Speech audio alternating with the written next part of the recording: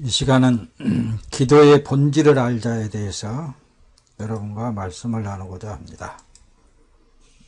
기도는 신앙생활의 핵심입니다. 요한복음 17장 3절 이하의 말씀을 깊이 봉독하시기를 바랍니다. 기도의 내용과 태도를 들여다보면 신앙의 깊이와 방향을 알 수 있습니다. 우리의 기도는 나의 뜻을 포기하고 하늘 아버지의 뜻을 추구하는 것이 기도입니다.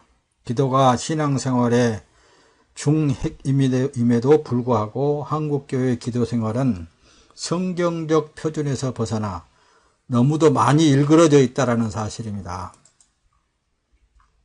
이방 종교의 기도와 방불하다는 것입니다. 왜 그렇게 되었는가요? 인간의 삶은 실상 수많은 고통으로 점철되어 있습니다. 그러나 누구나 고통으로부터 벗어나려고 평안하기를 구하고 있습니다. 이른바 소원 성취를 기원합니다. 그래서 모든 종교에는 고통으로부터 벗어나려는 기도의 행위가 있다는 것을 우리가 잘 알고 있습니다. 살아계신 하나님을 믿고 경외하는 성도의 기도는 이방 종교의 기도와 근본에서 달라야 한다는 것입니다. 그럼에도 불구하고 한국교회에서 이루어지는 기도는 이방 종교에서의 기도와 크게 다르지 않습니다. 예컨대 수능시험을 치르기 전에 새벽마다 수많은 학부형들이 기도회로 모입니다. 그들에게는 수능이 목적이고 하나님은 그 수능시험을 위한 도구적 존재에 불과합니다. 해도 너무합니다. 목사님들, 하나님을 우상화시켜 놔두고 사람들의 기도하게 만들어 놓고 사람들의 기도를 들어준다라는 쪽으로만 가르쳐 놨으니 이러한 이방인들보다도 더하는 기도들을 하고 있는 것을 볼 때에 참으로 가슴이 아픕니다.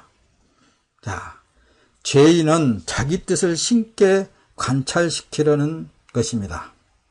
다시 말하면은 하나님께서 자기의 생활을 도와줄 하나님으로 알고 자기의 모든 삶에 있어서 부딪히는 것마다 기도의 방법을 통하여서 하나님께 아뢰어서 그 어떤 부딪히는 것 아니면은 모든 문제점들을 해결받으려고 하는 것이 오늘날의 교회 다니는 소위 자칭 기독교인이라는 것입니다. 다양한 기도의 형태도 생겨났습니다. 새벽 기도, 철야 기도, 중보 기도, 금식 기도 등등 갖가지 기도의 방법들이 나와 있습니다. 최근에는 관상 기도, 향심 기도 등 카톨릭적 배경을 가진 기도의 방법론을 통해 영성을 개발해야 한다고 하는 접근들이 개신교 안으로까지 확산되고 있습니다. 관상기도는 인간과 신의 합의를 추구하는 신비주의의 배경에서 발생된 것입니다. 여러분, 기도 속에 스스로 침묵의 과정을 통해 하나님의 뜻을 전달받는다고 한단 말입니다. 이거 참 너무나도 하나님을 모르고 있다는 것에 참 한탄스럽습니다. 인간 편에서의 명상을 통해 신에게로서의 나아감을 추구하는 전형적인 이방 종교적 형태를 띠고 있단 말입니다. 이런 영성적 기도 방법론들은 신학적으로 알미니우스적, 즉 신인 합력적인 접근에서 나온 것입니다. 하나님이 주권을 가지고 있지만 인간도 자유의지를 가지고 구원의 역사에 협력한다는 그릇된 신학적인 틀 안에서 기도가 잘못되게 정의되었단 말씀입니다. 여러분, 이런 기도 형태와는 다른 차원의 문제점도 노출되고 있다는 사실을 여러분 이 시간도 아시기를 바랍니다. 성경이 가르치는 진정한 기도 생활의 표준을 상실하고 점차 세속주의로 물들어가는 신앙의 형태가 되어버리고 말았습니다. 죄의 심각과 은혜의 복음에 대한 절실성이 사라지고 합리적이고 세련된 교회 생활로 바뀌는 것이 현 한국교회의 대세입니다. 영원한 하나님의 나라와 그 의를 위한 절실함이 상실되었단 말입니다.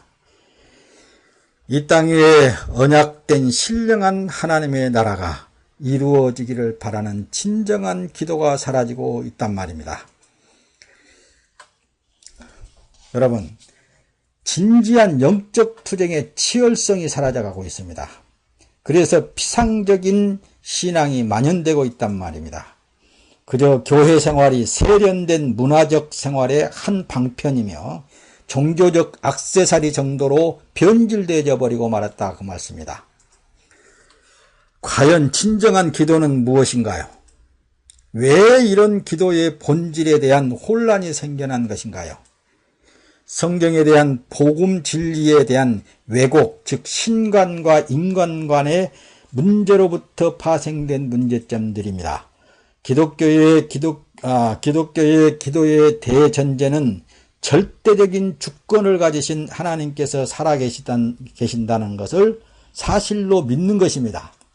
자, 기도는 하나님께서 언약 성취적인 주권 사역을 하시는 가운데 언약 백성으로 하여금 하나님의 위대한 속성과 은혜를 배우고 깨닫게 하시는 과정적인 섭리의 방편이다라는 사실을 여러분들은 아시기 바랍니다. 자, 요한복음 17장 3절에 영생은 곧 유일하신 참 하나님과 그가 보내신 자 예수 그리스도를 아는 것이니이다. 영생이 예수를 아는 것이 영생입니다.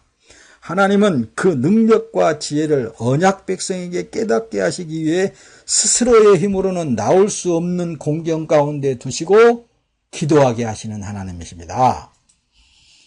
자, 그것이 바로 애굽이며 바벨론이라고 말하는 것입니다.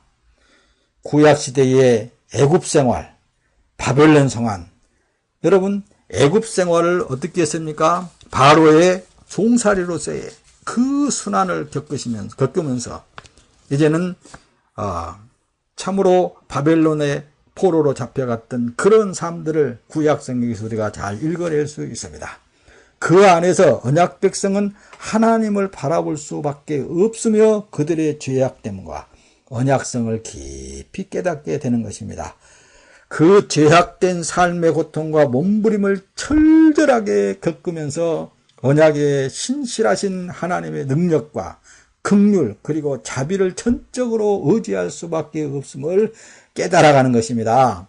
여기서 하나님께 전적으로 의지하는 기도가 가능해지는 것입니다. 다시 말하자면 기도의 전제는 하나님의 주권적인 뜻이며 인간 편에서는 자신이 전적 무능자요 죄인이라는 데서 시작하게 되어 있습니다. 그러므로 기독교의 기도는 전적으로 하나님의 전능하심과 주권적인 뜻에 의탁하는 행위를 함축하고 있는 것입니다.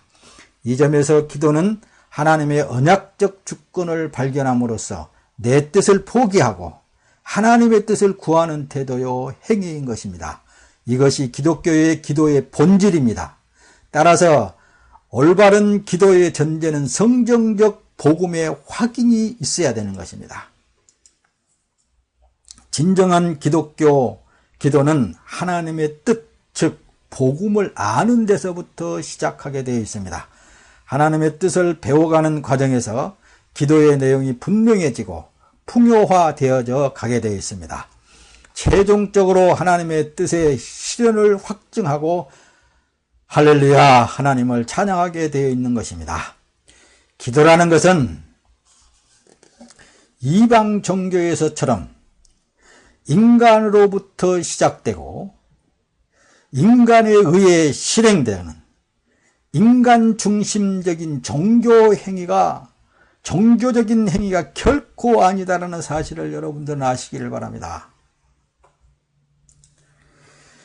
영원하신 하나님의 뜻으로부터 시작되고 그 뜻의 실현자로 오신 그리스도를 통해 이해되어야 하겠습니다. 머리 대신 그리스도를 깨달아가면서 하나님의 영광과 뜻을 추구하는 인생으로 사람으로 변해가는 것이 이것이 기독교의 본질인 것입니다. 이것이 기독교의 기도의 본질이라 그 말씀입니다.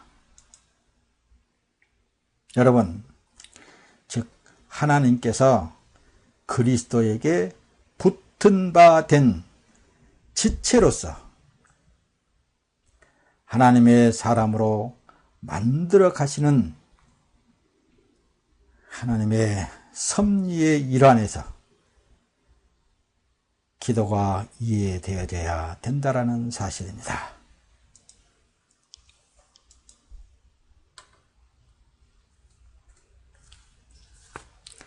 진리의 영이신 성령이 오셨고 지금도 하나님의 뜻으로서 진리를 깨닫게 하시고 그 뜻을 따라 가도록 기도하게 하시는 하나님이십니다.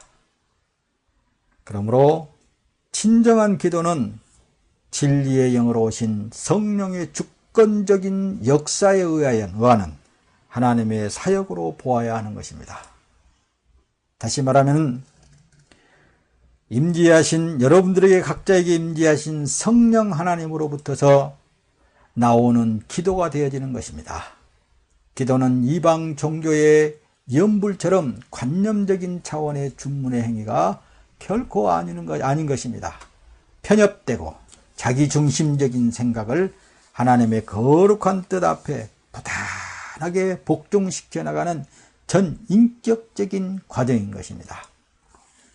기도는 철저히 전인격적 자기 부정의 과정, 즉 외부적인 일이 자기 욕망대로 이루어지길 바라는 것이 아니에요. 오히려 내면의 어리석은 욕망이 하나님의 뜻에 의해 처복종되는 과정이 바로 기도이라 그 말씀입니다. 날마다의 삶 속에서 이루어지는 성령의 하나님의 인도하심인 것입니다. 날마다의 삶 속에서 옛사람의 어리석음과 죽음의 행실은 무너져가고 날마다 속사람이 살아나는 것이 기도의 핵심 내용이 되는 것입니다. 요컨대 기도는 하나님의 뜻을 알아 자신의 뜻을 포기해가는 전인격적인 삶의 과정인 것입니다. 여러분, 기도는 생활 속에서 하나님을 의지하는 태도, 하나님을 전적으로 배워가는 자세를 의미하고 있습니다.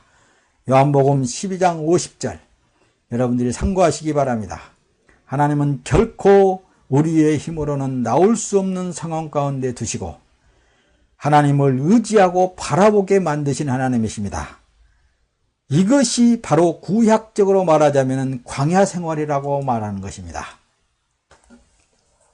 광야는 하늘을 바라보아야만 살 수 있는 장소입니다. 그래서 기도는 하나님만 바라보며 그의 은혜의 손길만을 의지하는 치열한 삶의 방식일 수밖에 없는 것입니다. 시온산교회 장만조 목사입니다.